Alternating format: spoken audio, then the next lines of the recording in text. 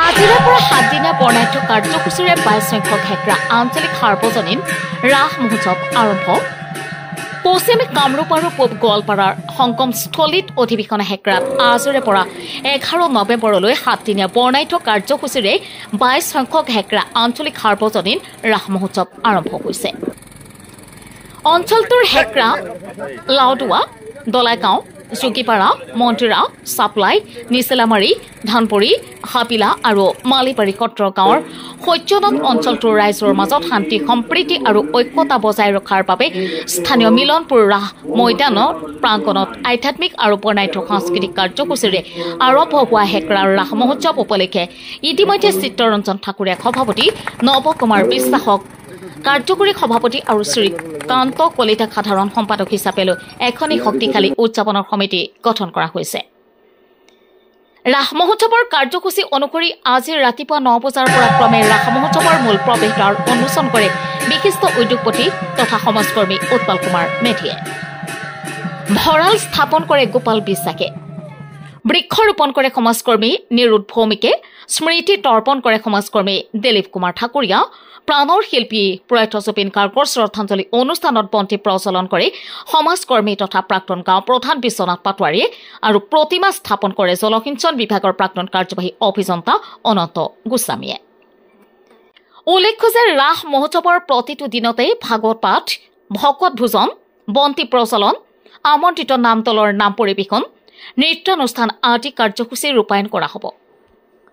তদুপৰি ৰাস মহোৎসৱৰ সাংস্কৃতিক অনুষ্ঠান বিশেষ আকৰ্ষণ 6 নৱেম্বৰত নিশা 9:30 অসমীয়াৰ প্ৰাণৰ শিল্পী জুবিন গাৰ্গৰ সোঁৱৰণত সংগীতানুষ্ঠান, 7 নৱেম্বৰত নিশা সদৌ ভিত্তিত একক আধুনিক নৃত্য প্ৰতিযোগিতা আৰু 9 নৱেম্বৰত ৰাতিপুৱা 10 বজাৰ প্ৰয়াত মুক্তিযোদ্ধা কমলাকান্ত দাস সোঁৱৰণী ধৰ্মালোচনা চক্ৰ, নিশা 9:30 প্ৰয়াত জুবিন গাৰ্গৰ সৈতে সহশিল্পী হিচাপে গীত পৰিৱেশন কৰা বংগ কইনা সংহতি দাসৰ সংগীতানুষ্ঠান অনুষ্ঠিত হ'ব।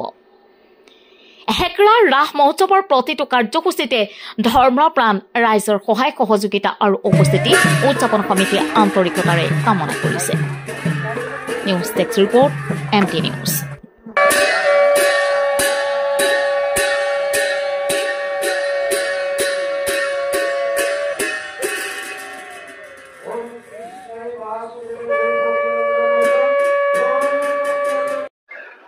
অনুভৱ কি কম, এতিয়া আজি 22 বছৰ হ'ল আমাৰ এই ৰাস মহোৎসৱৰ।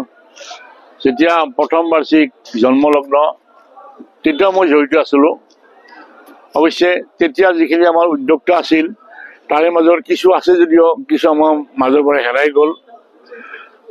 এইকাৰণে আমি 22 বছৰে বিভিন্ন ঘাট প্ৰতিঘাট তাৰ মাজেৰে আহি এই ৰাসটো চলাই লৈ আহিছোঁ। আৰু মই এইখিনি কথাই কওঁ, তেতিয়াও মই মূলদ্বাৰ উদ্বোধনৰ সময়তে কৈছিলোঁ যে সমাজত যিটো শৃংখলা বা ঐক্য সংহতি এইটো বজাই ৰাখিবৰ কাৰণে আজিৰ সমাজত, আজিৰ যুগত এই ৰাসটোৰ বহুতখিনি বেছি প্ৰয়োজনীয় হৈ উঠিছে। এইখিনিয়ে মই কওঁ যে ৰাসটো এইকাৰণে আমাৰ কাৰণে আজিৰ যুগৰ কাৰণে গ্ৰহণযোগ্য আৰু সাফল্যমণ্ডিত অনুষ্ঠান। সাধাৰণ ৰাইজক বা সাধাৰণ বৰ্তমান ৰাইজক কি আহ্বান জনাব? সাধাৰণ ৰাইজক বা আমাৰ অঞ্চলপ্ৰেমী ৰাইজকে মই ৰাস উপলক্ষে এইটো কথা ক'ব বিচাৰিছোঁ যে ৰাসৰ লগত সামঞ্জস্য ৰাখি আগত যেনেকুৱা ৰাসৰ কৃষ্ণলীলা বা কৃষ্ণৰ বিভিন্ন অংগী ভংগীৰে আমি ৰাসলীলা আমি কিছু আমি মৃন্ময় মূৰ্তিৰ দ্বাৰা আমি ইয়াত প্ৰতিষ্ঠা দেখুৱাওঁ, প্ৰদৰ্শন কৰোঁ।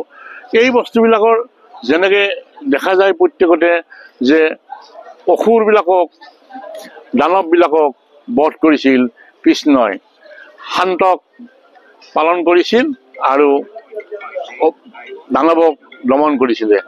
ঠিক আজিৰ সমাজতো সেইটো যুগত যি আছিল এই যুগতো সেই একে আমাৰ মাজত শান্ত সাধু সন্যাসী আছে আৰু আমাৰ মাজতে দানৱৰূপী কিছুমান মানুহ আছে।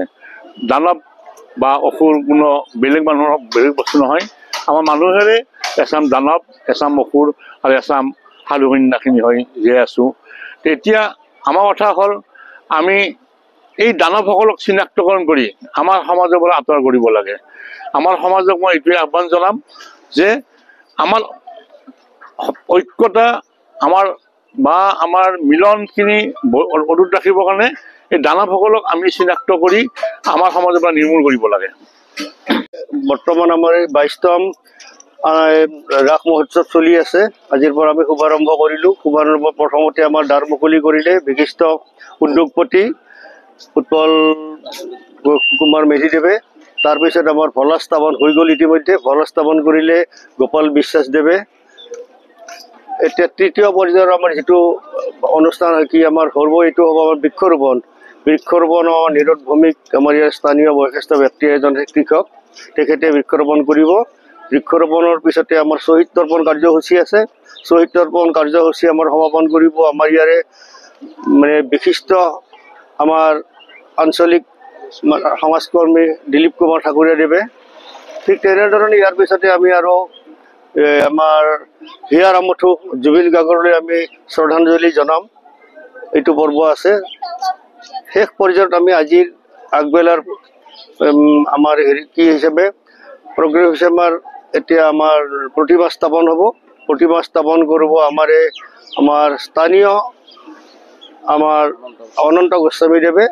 আৰু তাৰপিছতে আমাৰ আগবেলাৰ কাৰ্যসূচী আজিলৈকে সাময়িকভাৱে স্থগিত ৰাখিব। আৰু 12 বজাৰ পিছত আমি 1-1.5 বজাৰ পৰা আমি পিছৰ আবেলিৰ পৰ্যায় আৰু নিশাৰ পৰ্যায় আমি আৰম্ভ কৰিম। এইবেলি আমি ধৰি লৈছিলোঁ 9 দিনে, কিন্তু আমাৰ কাৰ্যকৰী সভাত আমাৰ যেতিয়া জেনেৰেল আমাৰ সভা হ'ল, জেনেৰেলত আমাৰ ক'লে যে অলপ কমাই দিব লাগে। আমাৰ প্ৰস্তুতি হিচাপে আমাৰ কিছুমান বিশেষ অসুবিধা থাকে আৰু ভিতৰুৱা, কিন্তু যদি পৰা যায় আমাৰ 9 দিনীয়াকৈ কৰিব দিছে। গতিকে আমি বৰ্তমান 7 দিনাই কৰিলোঁ। সময় সাপেক্ষে আমি 9 দিনীয়া কৰাৰ কাৰণে আমি মোটামুটি প্ৰস্তুতি চলাই আছোঁ। সাংস্কৃতিক কাৰ্যসূচীৰ আয়োজন কৰা হৈছে। সাংস্কৃতিক আয়োজন কৰা হৈছে। ঠিক বিশেষ ধৰণে আমি স্পেচিয়েলি আগৰ নিচিনা সিমান হুলস্থুলীয়া পৰিৱেশত কৰা নাই। সময়ৰ গতিত পৰিস্থিতিত আমি জুবিন গাৰ্গৰ প্ৰতি শ্ৰদ্ধাঞ্জলি জনাই আমি জেনেৰেলি 2 দিনমান আমি জুবিন গাৰ্গৰ সংগীত পৰিচালনা কৰি আমাৰ স্থানীয়ই হওক বা আমাৰ আমন্ত্ৰিত শিল্পীৰ দ্বাৰাই আমি সেইটো প্ৰস্তুতি চলোৱাৰ কাৰণে যোজা কৰিছোঁ। ইয়াৰ বাহিৰেও আমাৰ যাত্ৰা অভিনয় 2 দিন থাকিব। ঠিক তেনেকৈ আমাৰ জুবিনক লৈয়ে আমাৰ বৰ্তমান সাংস্কৃতিকৰ কিছুমান কম্পিটিশ্যন সৰু সুৰাকৈ আমি কৰিব লৈছোঁ। সেইধৰণে আমি কোনো ৰকমে 9টা দিন পাৰ কৰি যাবলৈ আমি চেষ্টা চলাই আছোঁ।